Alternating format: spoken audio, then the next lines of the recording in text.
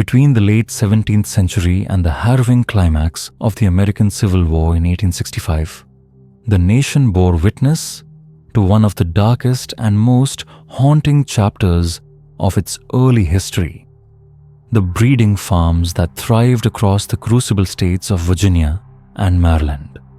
These farms stand as grim monuments to the systematic dehumanization of an entire people. Can you imagine the anguish mothers torn from their children, daughters separated from fathers not merely by cold, unfeeling chains, but by the scratch of pens in ledger books and the harsh call of auctioneer's gavel?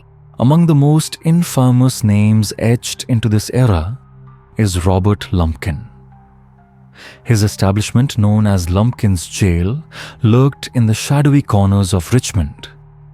It was notorious not only as a center for the trade of human lives, but as a place where brutal subjugation awaited any enslaved soul who dared resist. Meanwhile, the southern states expanded their fertile lands, becoming the backdrop for sprawling plantations, bastions of grandeur built upon the broken backs and shackled spirits of countless men, women, and children.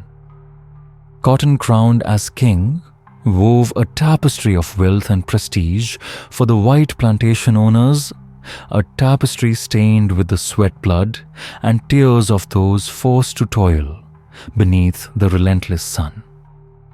Their hands blistered their spirits, weary, their names often lost to history, yet voices did endure. Frederick Douglass, Harriet Jacobs, and countless others escaped the chains of bondage, leaving behind testimonies that shine unflinchingly light on the machinery of oppression. The words of Solomon Northup are particularly chilling. "I was seldom whipped, save in the ordinary routine and regulation of the plantation, but the whip, nevertheless, was frequently flourished over my head." Such accounts reveal the grim panorama of indignities, fear, and brutality that were the daily companions of enslaved life. As we traverse the grim annals of breeding farms and the relentless grind of cotton plantations, we bear witness not only to suffering but to resistance to the enduring human spirit that refused to be crushed. Welcome to the diary of Julius Caesar, the machinery of misery. And yet, even amid this darkness, a curious and fateful invention would arrive. In the waning years of the 18th century, Eli Whitney, a young Yale graduate seeking fortune and reinvention in Georgia, would create a device destined to reshape agriculture and deepen the shadows of slavery. The cotton gin or cotton engine was born in 1793, a simple, elegant mechanism that could process 50 times more cotton in a single day than one worker alone. Before its invention, the separation of sticky seeds from cotton fibers was a tedious, labor-intensive task. Only long staple cotton, easier to process, was economically viable, but it could only be grown along the course-limiting plantation expansion. Whitney's gin changed everything. Short staple cotton able to grow inland could now be processed efficiently, making inland plantations suddenly profitable. Paradoxically, this innovation did not lighten the burden of the enslaved, it amplified it. The newfound profitability of cotton drove planters to expand their estates ever further. More land meant more planting, more harvesting, and thus an insatiable demand for human labor. The cotton gin had unintentionally fueled the very institution it might have seemed capable of diminishing, tightening the chains of bondage across the South. Between 1790 and 1808, the importation of enslaved Africans surged dramatically, with Charleston, South Carolina, emerging as a bustling hub for this grim trade. Amid the vast, swaying cotton fields, the whispers of the cotton gin's revolutionary impact grew louder with each passing season. Frederick Douglass, The renowned abolitionist and former enslaved individual would later reflect on the cruel irony embedded in such inventions. The white man's power to enslave the black man grew out of the very progress of the nation, he remarked. His words underscore the tragic paradox: a tool designed to advance industry had instead deepened human suffering. Stories from the era further illuminate the gin's transformative and devastating impact. When Whitney first demonstrated his invention, spectators were reportedly struck in mere minutes. The cotton gin accomplished in moments what once took hours of grueling labor by hand. One witness allegedly exclaimed, "Gentlemen, there is the king that will rule the South indeed." The gin became a monarch of sorts, with cotton as its kingdom and enslaved individuals as its unwilling subjects. Ironically, despite the gin's massive economic influence, Eli Whitney himself profited little. Its simple design made it easily replicable, leading to widespread infringement of his patent. Legal battles consumed much of his time and resources, and in one letter, he lamented, "I have not received 1 cent for my invention yet."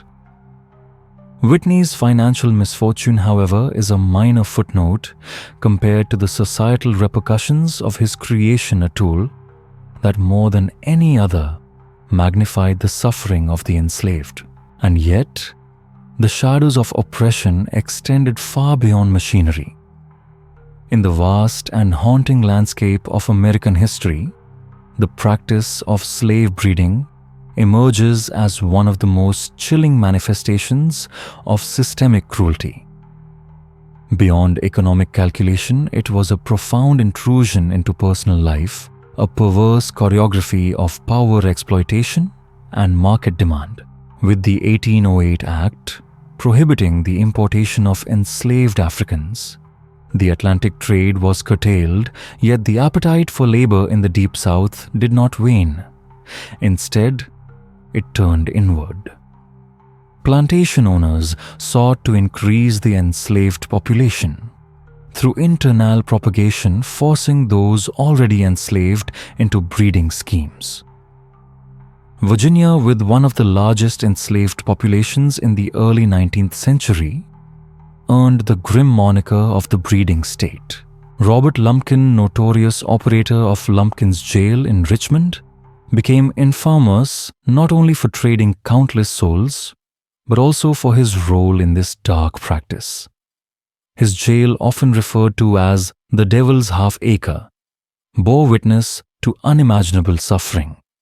Forced couplings, family separations, and the cold calculus of human reproduction.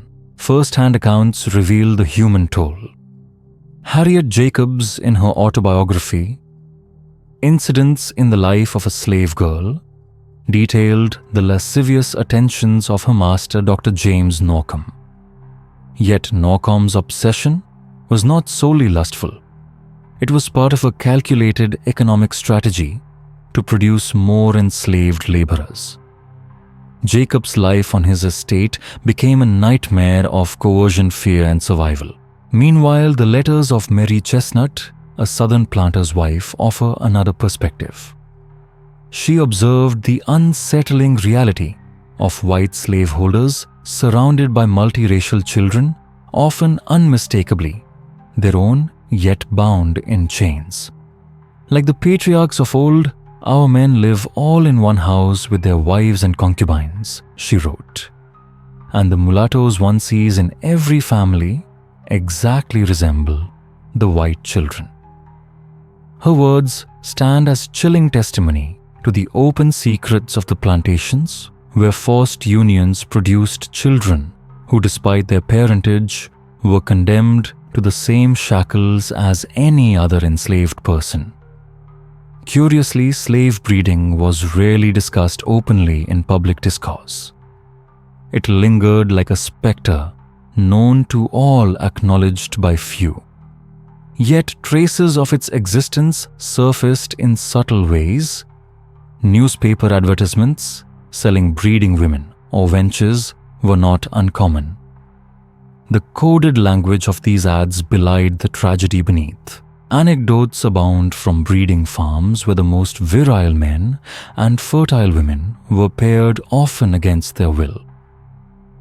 Young women were subjected to systematic violence to ensure they bore children early and often. Families were torn apart, not just by sales, but by this calculated intrusion into their most intimate lives. Fathers, brothers, husbands, powerless to protect the women they loved, watched helplessly as the machinery of profit and oppression dictated their destinies. When white gold ruled the land, few epochs in America's history were as starkly transformative as the age of King Cotton.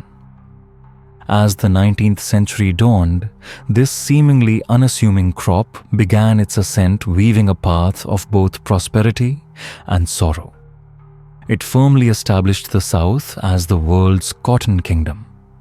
Long before Wall Street's titans rose to prominence, the lords of the southern lands strode confidently over their estates, wealth rooted deep in the fields. Yet, this tale begins not in the sprawling plantations but in the bustling textile mills of England. The Industrial Revolution, roaring to life in the late 18th century, hungered insatiably for raw cotton. Blessed with a climate perfect for cultivation, the southern states eagerly supplied it. Ports like Charleston, Mobile, and New Orleans thrummed with activity as cotton bales set off on transatlantic journeys. Historian John Motley aptly remarked, "Cotton is king," and he waves his scepter not only over these 33 states, but over the island of Great Britain and across continental Europe. By the 1830s, cotton exports comprised nearly 2/3 of all US exports. Yet, for all its global dominion, cotton's prosperity was inseparable from the darkest corners of the American story slavery.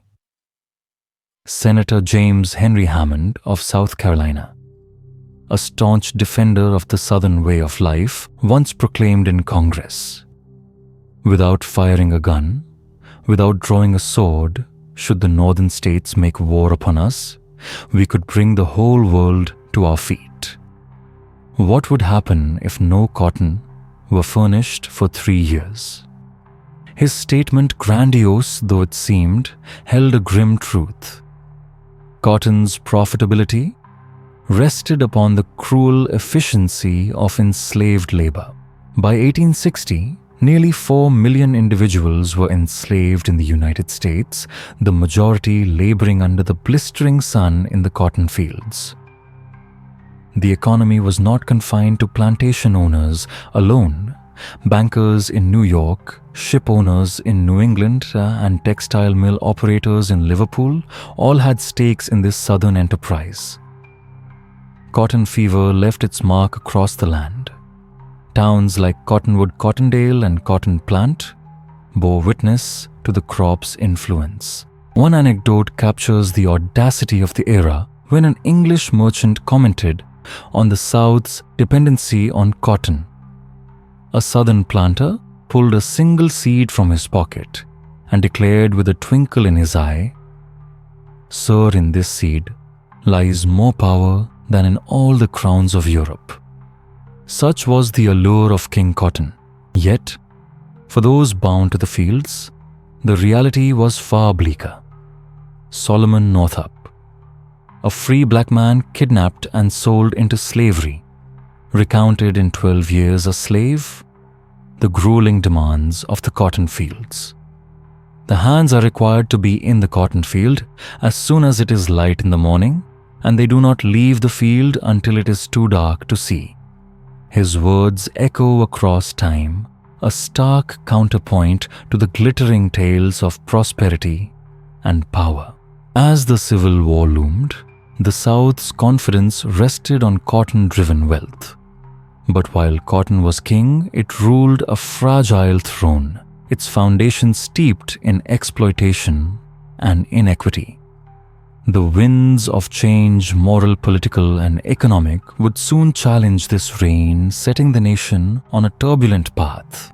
Beneath the relentless southern sun lives unfolded in the endless rows of cotton, long shadows stretching across fields that gleamed like white gold. The stark contrasts of the antebellum South played out here, a world of abundance for some, of ceaseless toil, fear, and oppression for others. The lives of the enslaved unfolded in rhythms of sweat, song-sorrow, and fleeting moments of resilience. Imagine a day beginning long before the roosters crow as the first whispers of dawn brush the horizon. On sprawling estates like Monticello, owned by Thomas Jefferson, or the grand plantations of Mississippi's Natchez district, enslaved individuals were roused by the overseer's call or the foreman's horn, signaling the start of ceaseless labor. Fingers moved swiftly between thorny cotton plants, plucking blooms and stuffing them into sacks that seemed to grow heavier with every passing hour. But cotton was not the sole domain of their toil. Enslaved craftsmen on estates like James Madison's Montpelier labored as blacksmiths, carpenters, or masons, while women bore the additional responsibilities of cooking, sewing, and often nursing the children of their oppressors. These dual roles reveal the pervasive reach of the institution into every crevice of their lives. In her poignant narrative, Harriet Jacobs, an enslaved woman who later secured her freedom, wrote of the ceaseless toll of her days. The beautiful spring came, and when nature resumes her loveliness, the human soul is apt to revive also. Yet for Jacobs and countless others, this revival was short-lived, crushed under the weight of bondage. Even in the harshest conditions, flickers of humanity endured. Whispers of stories from African homelands, tales of hope and muted laughter passed between laborers. Spirituals infused with hidden messages floated through the air. Songs like "Steal Away to Jesus" or "Swing Low." "Sweet Chariot" offered both solace and clandestine plans for escape. Evenings brought scant relief. Enslaved individuals returned to cramped cabins, often rudimentary structures of logs and dirt floors. Here, families gathered for shared meals, stories, and the warmth of kin, a brief respite from relentless toil. On some plantations, Saturday nights offered dances and celebrations, rhythms echoing ancestral memories. Yet Sundays, nominally a day of rest, were not always free. Enslaved people might tend personal gardens, crucial supplements to meager rations. Anecdotes of resilience abound. On a Georgia plantation, an enslaved man named Cato fashioned a makeshift violin from old cigar boxes. His melodies, sources say, brought fleeting joy to the community, proving that creativity could flourish even in the darkest circumstances. Some plantations, attempting a facade of benevolence, allowed enslaved individuals to earn money by selling excess produce or handmade goods at local markets. But this paled against the systematic dehumanization they endured. Charles Ball, recalling his first day on a cotton plantation, wrote, "I was now for the first time made to comprehend the full meaning of the words slave and master." His words underscore the vast chasm between the world of the enslaved and that of their oppressors. Yet amid the sorrow, stories of endurance shine. Figures like Denmark Vesey, who planned a massive but thwarted rebellion in Charleston, or Sojourner Truth, who championed abolition after securing her freedom, reveal the indomitable spirit of the enslaved. While the vast cotton fields bore witness to countless sorrows, they also held memories of quiet defiance, dreams of liberty, and the enduring spirit of those who walked in the shadow of white gold. Even in shackled times, echoes of home persisted. The mid-18th century southern breeze, perfumed by magnolias, carried more than floral scent. It bore melodies, stories, and traditions spanning oceans. Amid verdant cotton fields and stark cabins, enslaved Africans spun a cultural mosaic bridging distant memories with their immediate reality. Under sprawling oak trees on South Carolina plantations, as the sun dipped below the horizon, rhythmic drum beats reminiscent of ancient African rituals filled the air. These beats were more than music. They were coded messages, a discrete language of resistance, vital for spreading news and sharing hope under the watchful eyes of overseers. Central to cultural preservation was the griot, the storyteller. Enslaved individuals like Venture Smith kept these oral traditions alive, weaving together history, memory, and defiance in a world determined to silence them. In 1798, Venture Smith documented his life's harrowing journey from Africa to the plantations of America, playing an instrumental role in preserving these tales. His narratives intertwined memories of African kingdoms with poignant moments endured in bondage, becoming a beacon for generations to come. As the decades unfolded, the mingling of various African tribes on plantations gave rise to unique linguistic and cultural blends. The Gullah Geechee community, ensconced on the sea islands of Georgia and South Carolina, developed a distinct Creole language, a harmonious fusion of English and African dialects. Their culture a rich tapestry of customs interwoven with new world realities, thrived despite the oppressive circumstances. Songs, dances, and culinary delights such as okra stew told stories of perseverance and adaptation. Amid this evolving cultural mosaic, the importance of family remained unshaken. Even in the face of forced separations and auctions, enslaved individuals sought to rebuild familial structures, designating kinship roles among unrelated individuals. Terms like auntie or uncle were not always biological, they were symbols of respect, endearment, and connection. Painful anecdotes, such as those of mothers like Margaret Garner, choosing to take the lives of their children rather than subject them to slavery, underscore the depth of these bonds. Religion too became a refuge. Christianity, introduced to the enslaved, was embraced and molded to fit their experiences. Spirituals, soul-stirring songs sung in fields or during gatherings were more than hymns. They were codes, messages of hope, and silent acts of resistance. On many plantations, Sundays, the only day of relative rest, became a hub of cultural expression.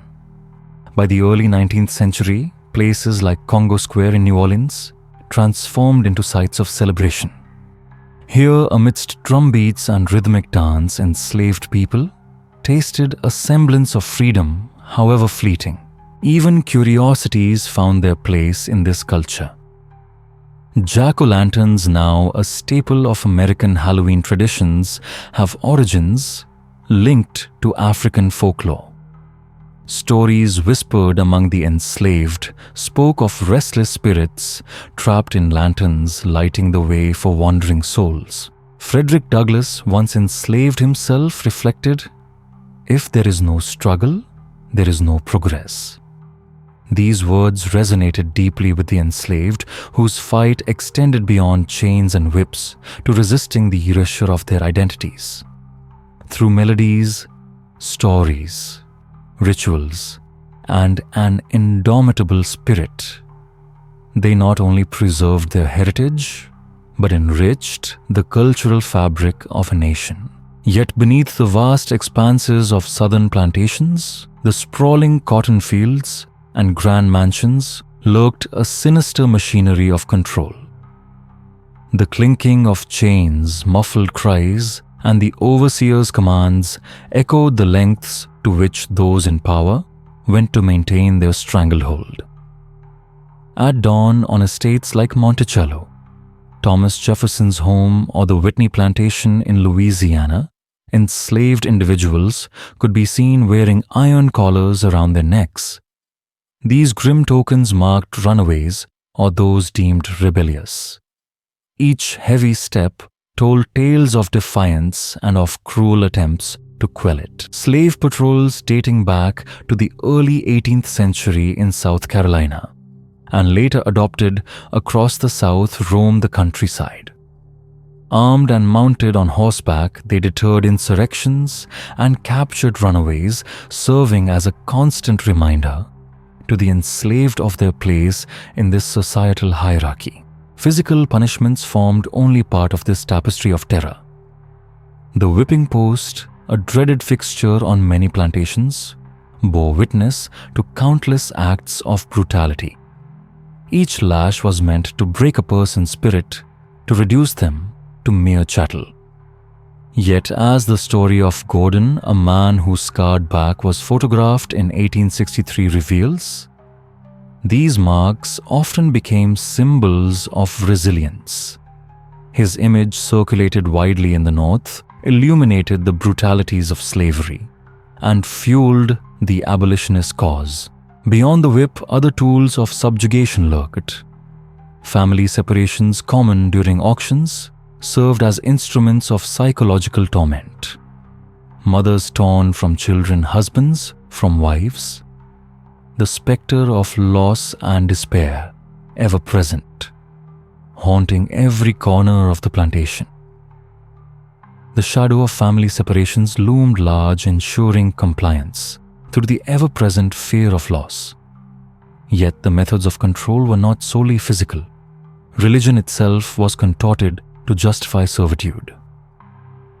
Passages preaching obedience to masters were emphasized, crafting a version of Christianity designed to suppress any seeds of rebellion. But some like Nat Turner turned this manipulation on its head. Turner, who led a violent rebellion in 1831, claimed divine visions as his motivation, upending the very narrative intended to subdue him. Oddities of control abound in these dark tales. One such was the Negro dog, a breed cultivated specifically to track runaways. Often accompanied by their patroller masters, these hounds added another layer to the culture of fear. Yet whispered tales among the enslaved reveal ingenious methods to throw the dogs off their scent, from wading through water to the use of strong-smelling herbs. Harriet Jacobs, an enslaved woman who later gained her freedom, captured the relentlessness of the system. Describing her life in hiding, she wrote, "I had a view of all that passed in the street while myself remained unseen." Jacob spent 7 years in a tiny attic space to escape her abusive master. Her words painting a poignant picture of the lengths enslaved individuals went to reclaim fragments of freedom. Control on plantations was a sinister chess game, a calculated blend of physical cruelty and psychological warfare. Every iron collar, every patrolling group, and every twisted biblical passage was a move designed to keep the enslaved in perpetual check. Yet, whispers in the wind, subtle and stark defiance, hummed their age-old tunes. Cotton plants swayed gently in the breeze, bearing witness to acts of resistance, both grand and quiet. The resilience of the enslaved was forged not only in historic uprisings, but also in small, everyday acts of defiance. Perhaps the most iconic of rebellions was the Southampton insurrection of 1831, led by the enigmatic Nat Turner. Driven by prophetic visions and an unyielding thirst for freedom, Turner and his followers ignited a revolt that sent shockwaves through the South. Though short-lived, it left a legacy of courage, prompting tighter slave codes and planting seeds of abolitionist sentiment further north. Not all resistance took the bold form of insurrection. On South Carolina's sprawling rice plantations, enslaved workers often feigned ignorance, slowed their work, or subtly sabotaged equipment. These covert acts, seemingly inconspicuous, were powerful declarations that their spirits remained untamed. In the humid nights of the Mississippi, Delta tales of haints and spirits circulated among the enslaved. These stories were more than ghost tales. They served to protect secret gatherings and to cast an aura of supernatural vigilance, warding off the curious and superstitious overseers. The Underground Railroad, that clandestine network of safe houses and secret routes, became a beacon of hope. Harriet Tubman, a former enslaved woman, emerged as its legendary conductor. Guided by the North Star and armed with indomitable will, Tubman led 19 daring expeditions to the South, shepherding over 300 individuals to freedom. Her words resonate across history. "I freed 1,000 slaves. I could have freed 1,000 more if only they knew they were slaves." Resistance even found expression in quilts. These weren't mere bed covers. They were coded maps to freedom. Patterns like the drunkard's path or the bear's paw contained directions, warnings, and guidance for those daring to escape. Music too played a crucial role. Spirituals sung in fields or during clandestine gatherings. Songs like "Steal Away" or "Wade in the Water" carried coded instructions, guiding escapees on perilous journeys northward. In some desperate cases, resistance took even darker forms. Poisoning dangerous and perilous became a method for some to reclaim agency. Tales circulated of overseers or plantation masters succumbing to mysterious ailments after consuming tainted food, a chilling reminder that even under extreme oppression, acts of defiance persisted. Resistance found its most daring expressions in stories like the mutiny aboard the Amistad in 1839.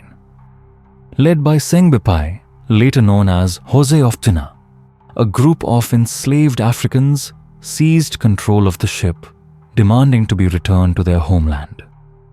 Their subsequent trial in the United States not only illuminated the horrors of the transatlantic slave trade, but nudged the nation a step closer to confronting its own complicity in slavery. Amid the sprawling plantations, with their looming mansions and endless cotton fields, the winds carried more than the scent of blossoms. They carried whispers of prayers. Religion, with its complex tapestry of beliefs, rituals and narratives, wove itself into the fabric of the slave experience, playing contrasting roles for the slaveholder and the enslaved.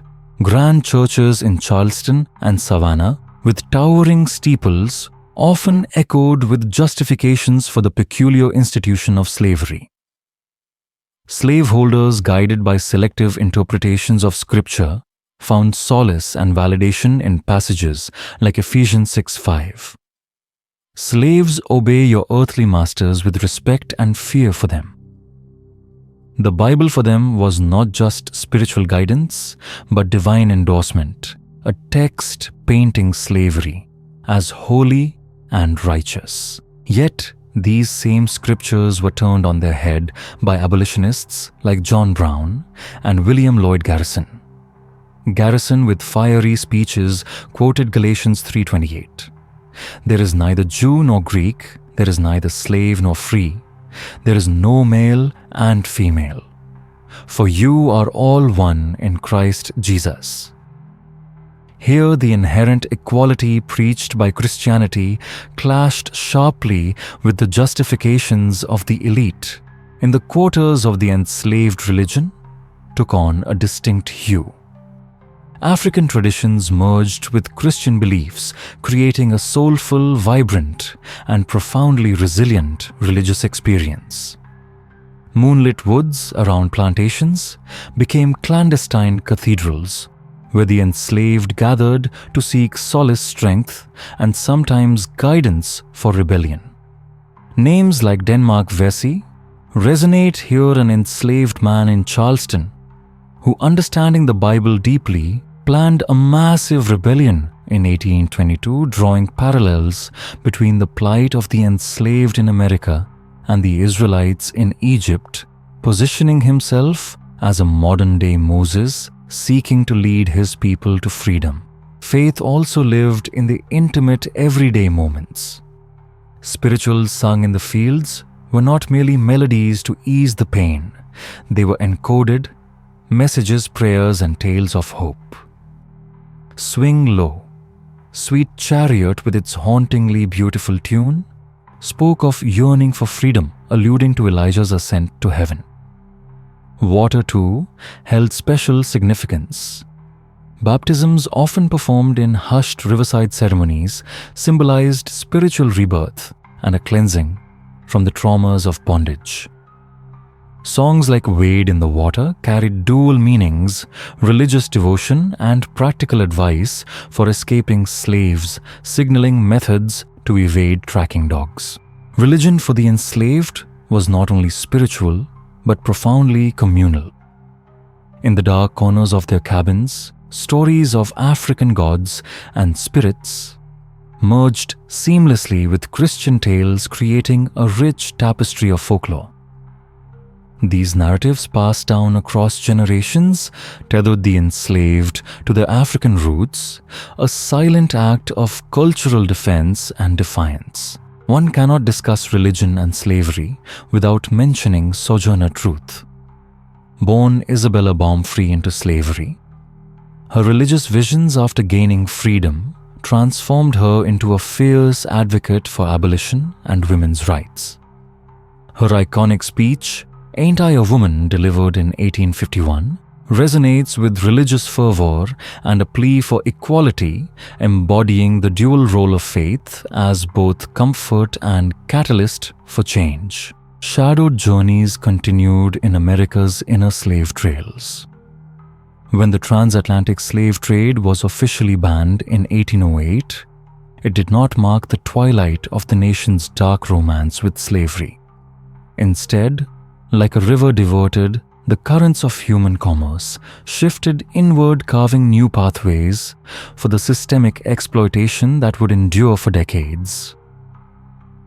Pathways of bondage grew ever more haunting as cities like Richmond and New Orleans thrived.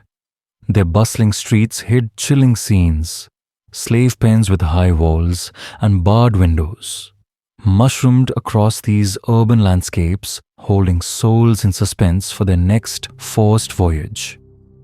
Auction blocks staged in courthouse squares or city centers became theaters of human tragedy. Families torn apart, lovers, separated children, whisked from their mothers. The air thick not only with commerce, but with stifled sobs and desperate prayers. Infamous traders like Isaac Franklin and John Armfield rose to prominence during this era, with their operations centered in Alexandria, Virginia. They orchestrated the forced migration of thousands, moving people from the Upper South to the Deep South. Their business was meticulous. Enslaved individuals were groomed for sale, sometimes subjected to forced feedings or iron masks to prevent communication and potential escapes. This domestic trade sparked an agonizing odyssey. Coffle chains binding enslaved people in long lines became grim symbols of the era. On foot, by wagon, or aboard steamboats, these caravans of captive souls wove through America's landscapes, leaving stories whispered in the air of stops like the notorious Forks of the Road Market in Natchez, Mississippi. Places where immense cruelty was meted out forever, altering countless lives. Solomon Northup, a free black man, deceitfully kidnapped into slavery, chronicled his experience in 12 Years a Slave. His words, I was soon to learn what I was worth, spoken as he awaited sale, starkly illustrate the chilling commodification of human beings.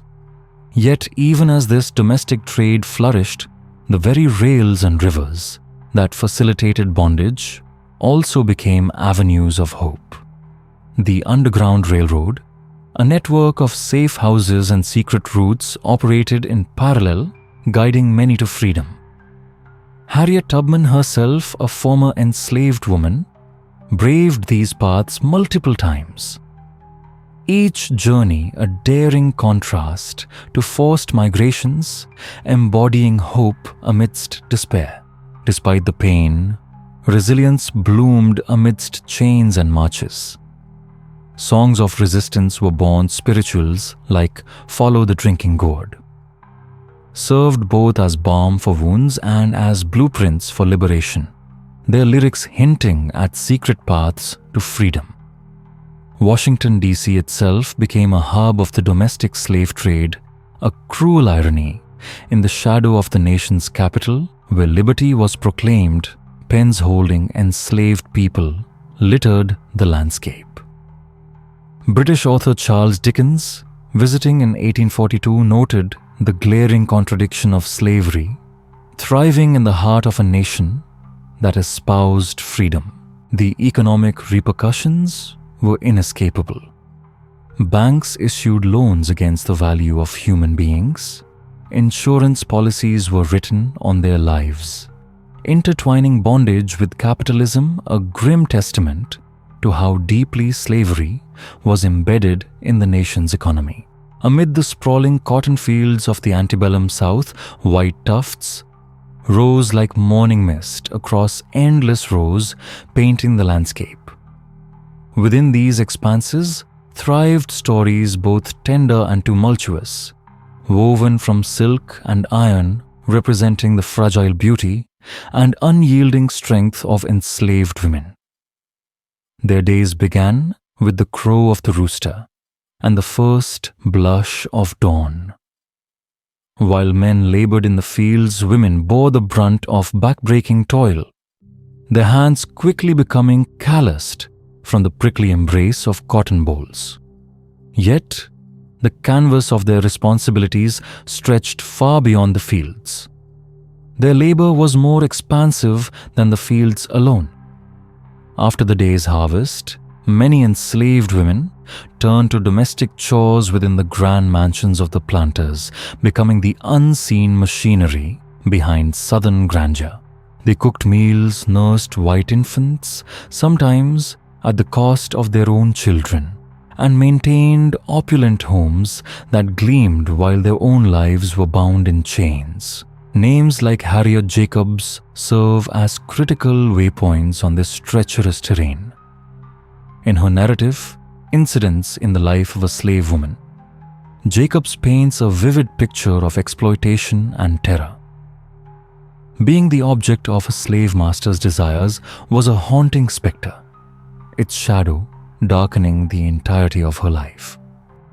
Beauty, instead of being a source of pride, became a peril.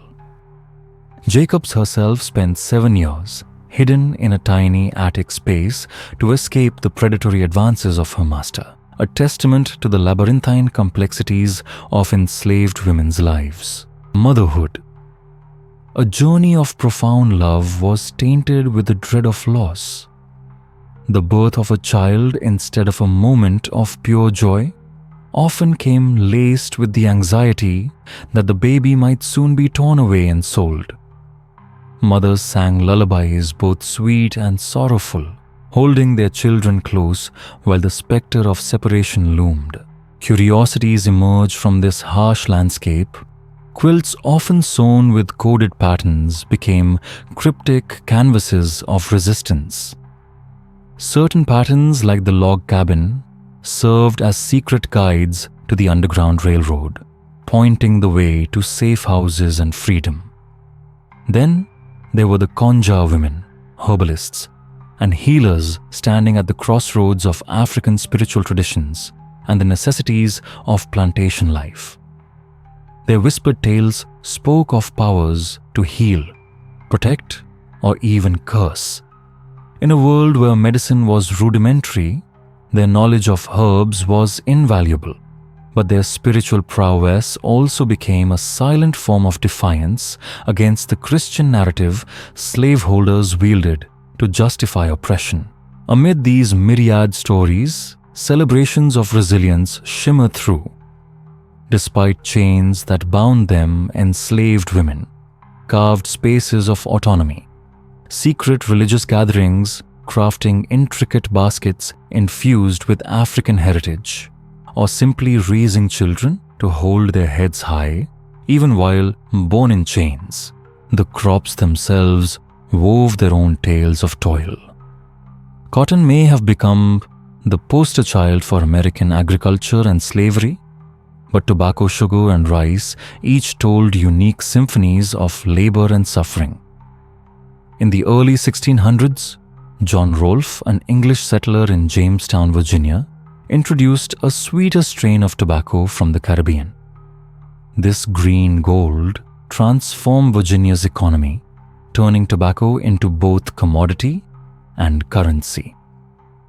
Benjamin Franklin recalled that a pipe of tobacco cost him a groat, a third of his weekly allowance, underscoring its prominence not merely as a crop, but as a medium of exchange. Yet, the cultivation of tobacco demanded meticulous care.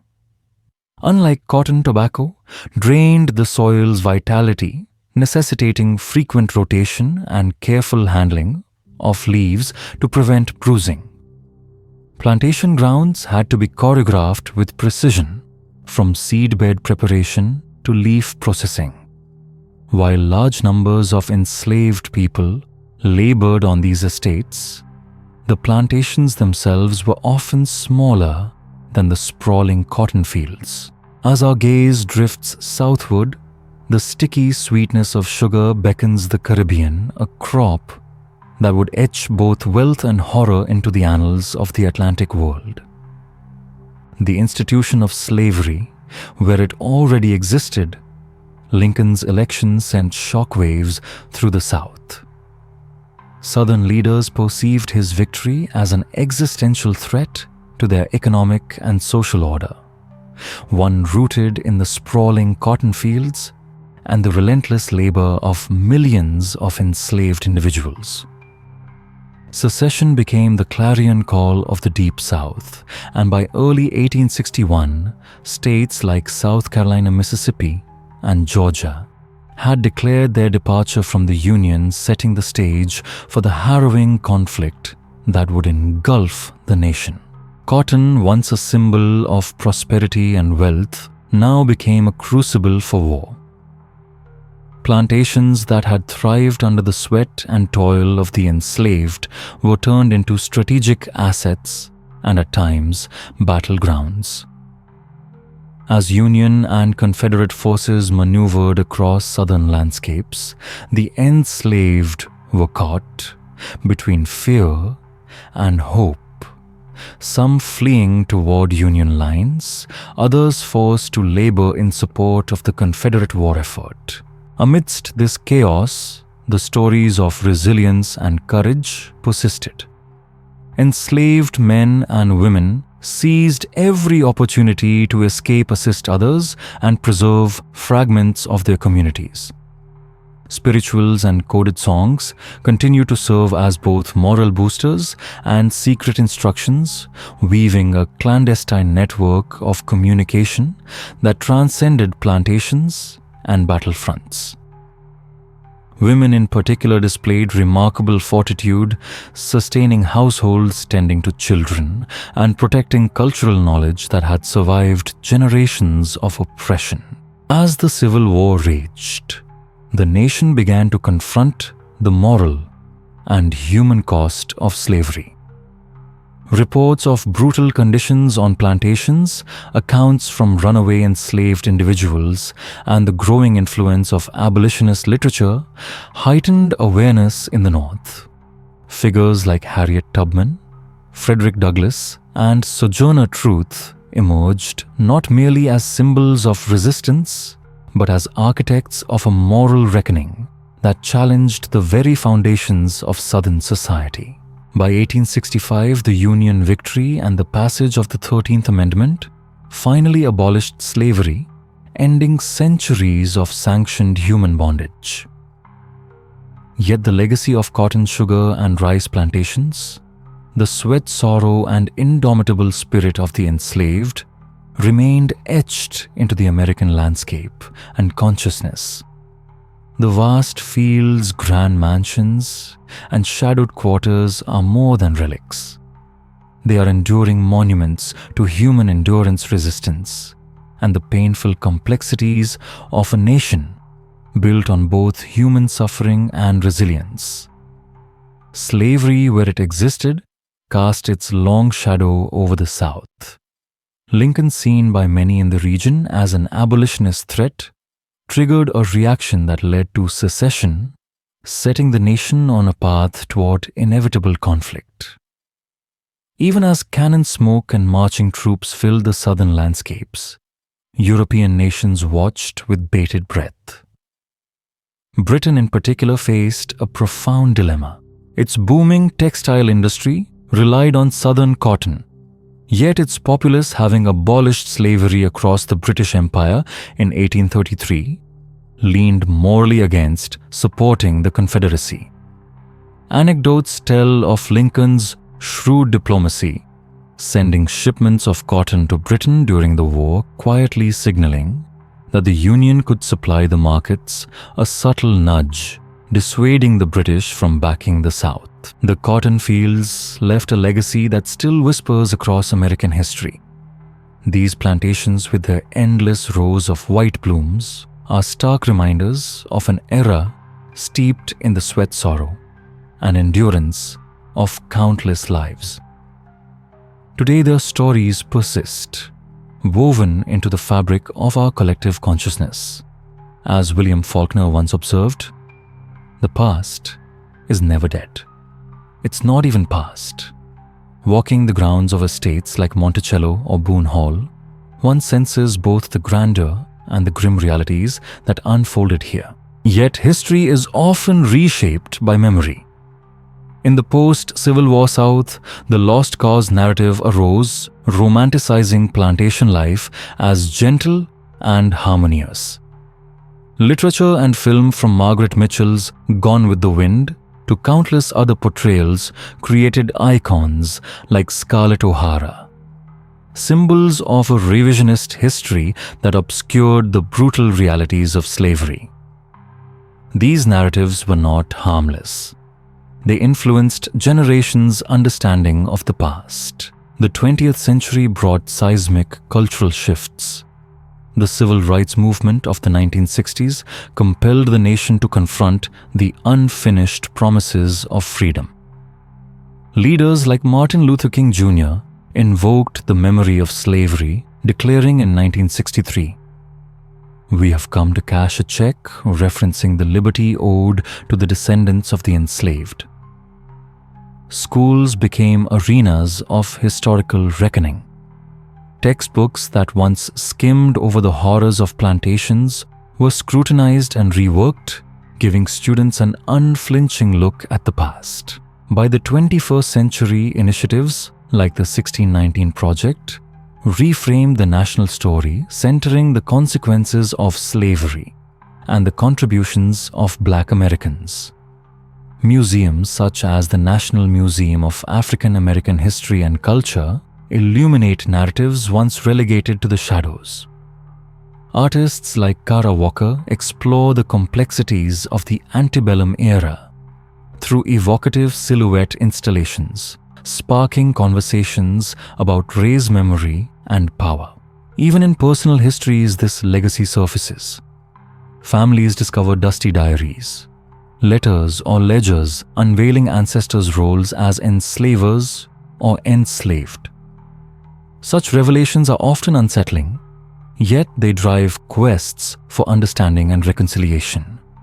Across the country, debates rage over Confederate monuments, some arguing for heritage, others recognizing the stark symbols of oppression they represent. From the first cotton seeds planted in early America to the last drumbeats of the Civil War in 1865, the story of slavery is one of sorrow, resilience, and enduring courage.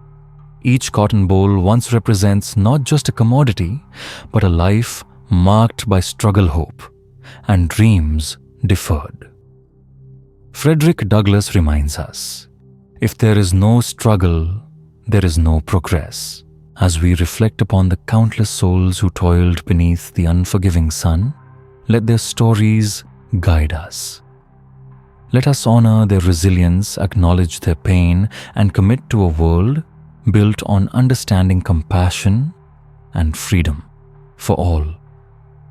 The fields may be silent now, but the echoes of those who walked them still speak, reminding us that memory is power and history, when remembered fully, can shape a better tomorrow.